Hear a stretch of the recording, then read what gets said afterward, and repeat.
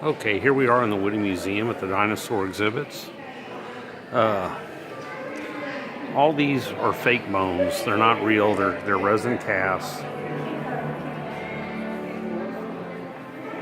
Here's a Dinosuchus riograneus, the mega crocodile. You may have seen it on some National Geographic specials or the Discovery Channel. All this stuff is fake. They're made in China. I'm going to show you right here. You can go do a search for dinosaur animatronics, and they'll make whatever bones you want, and they'll make them out of real bones if you want in China. Yeah, so all this stuff is fake. They wouldn't stick metal straight into a fossil. These are all resin, plastic resin casts.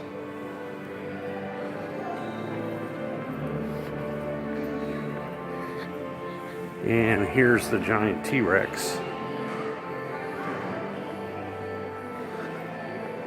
And it's pretty cool. Look how tall it is compared to me. So I guess it's twice my height here.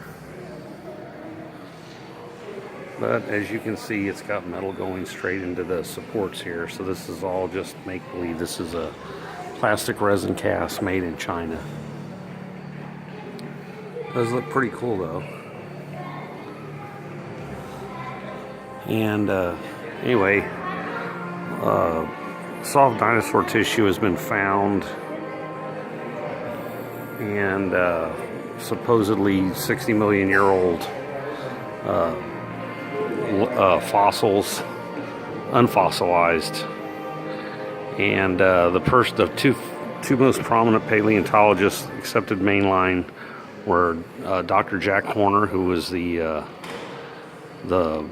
brains behind when they made the Jurassic Park movie, and then the lady that found these was Dr. Mary Schweitzer, and she kind of got in trouble for doing all this because all of a sudden it brought to light that all this stuff, and you see these are real fossils. They wouldn't have metal going through them. They're just made up stuff from China. And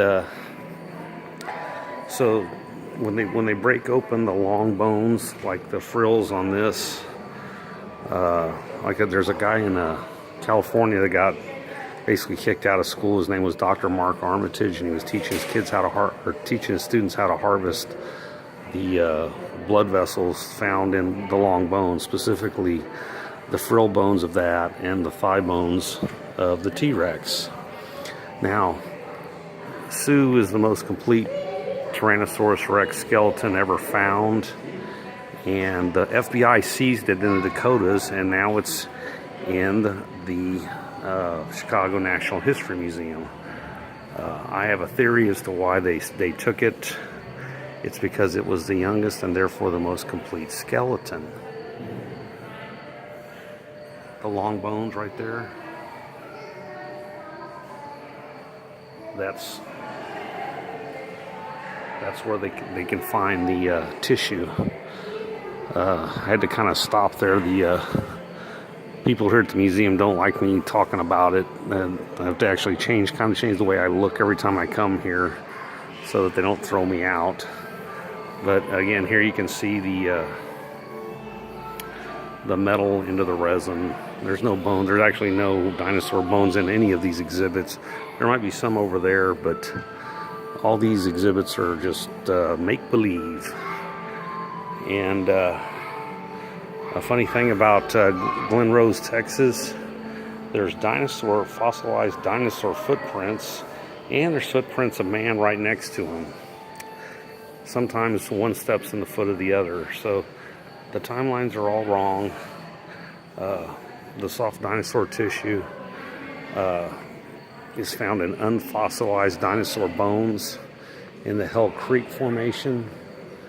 And the common sense will tell you, like, you can't have a tree that goes through, 10,000 years of supposed sediment. And, the Noahic flood lays down the sediment really fast. Like here's the millions of years of time. Well, they have to promote the millions of years of time. That's their magic wand that makes evolution possible. Evolution is impossible no matter how much time you use. But they make up all these stories like, so this jaw, there's a jaw right there. And that's between 83 and 72 millions of years ago, according to the sedimentary layer. But here's the dirty secret for paleontology and geology. Geology will date the layers by the fossils in it, and paleontologists will date the fossils by the layers in it. That's called circular reasoning. It's a rubber ruler, and it doesn't work. Now, during the eruption of Mount St. Helens near Spirit Lake, there was a whole bunch of sediment laid down, and it looked just like the layers you'd find in the Grand Canyon. It was laid down in weeks, not millions of years.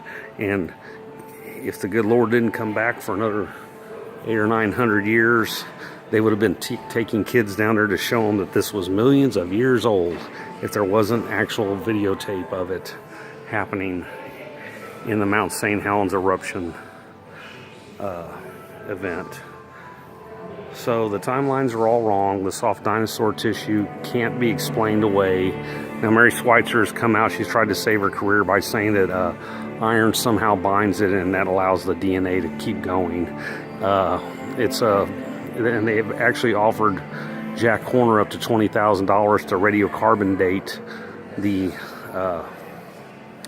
soft dinosaur tissue, and he refuses to. And he says, "Well, it wouldn't be right. I don't want to take your money." And they said, "Well, what if we give you $50,000 to radiocarbon date it?" And he's him-hawing around because he knows the game is up. Dinosaurs have been with man throughout history. They're probably mostly all gone now, except they're in the oceans. There might be a few in Borneo. There might be some pterodactyl type dinosaurs. The Ropen, the Condamato. The Indians have the legend of the Thunderbird. And throughout the Bible, they're called dragons. The word dinosaur did not exist until the 1840s. And they've been throughout history. If you look at a lot of old stories, and instead of using the word dragon or monster, you put the word dinosaur in there. All cultures have stories of dragons. So think about it. Look up Jack Horner, Dr. Mary Schweitzer, Dr. Mark Armitage.